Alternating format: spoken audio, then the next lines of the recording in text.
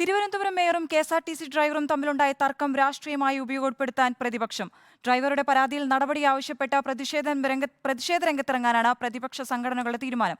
അതേസമയം ഡ്രൈവർ യദുവിനെതിരായ പഴയ പരാതികൾ കുത്തിപ്പൊക്കി പ്രതിരോധിക്കുകയാണ് ഭരണപക്ഷം.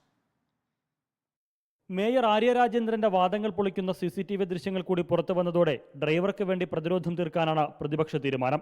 യദുവിന്റെ പരാതിയിൽ കേസെടുക്കാത്ത പോലീസ് നടപടിയും പ്രതിപക്ഷം ആയുധമാക്കുന്നുണ്ട്. വിഷയത്തിൽ ഇന്ന് കന്റോൺമെന്റ് പോലീസ് സ്റ്റേഷനിലേക്ക് യൂത്ത് കോൺഗ്രസ് പ്രതിഷേധ മാർച്ച് പ്രഖ്യാപിച്ചിട്ടുണ്ട്. ഡ്രൈവറെ ജോലിയിൽ നിന്ന് മാറ്റി നിർത്താനുള്ള തീരുമാനത്തിൽ KSRTC ചീഫ് ഓഫീസിലേക്ക് TDFും പ്രതിഷേധ മാർച്ച് നടത്തും. മേയറെ പിന്തുണച്ചും ഡ്രൈവറെ തള്ളിയുമുള്ള MV ഗോവിന്ദന്റെ പ്രതികരണവും പ്രതിപക്ഷം ഉയർത്തിക്കാട്ടുന്നുണ്ട്. തന്റെ പരാതിയിൽ പോലീസ് കേസ് രജിസ്റ്റർ ചെയ്തില്ലെങ്കിൽ കോടതിയെ ഉൾപ്പെടെ സമീപിക്കാനുള്ള ആലോചനയിലാണ് ഡ്രൈവർ യദു. അതേസമയം മേയർ ഉന്നയിച്ച ആരോപണങ്ങൾ ശരിയെന്ന് തെളിയിക്കുന്നതിന് യദുവിനെതിരായ പഴയ പരാതികൾ ഭരണപക്ഷം കുത്തിപ്പൊക്കുന്നുണ്ട്.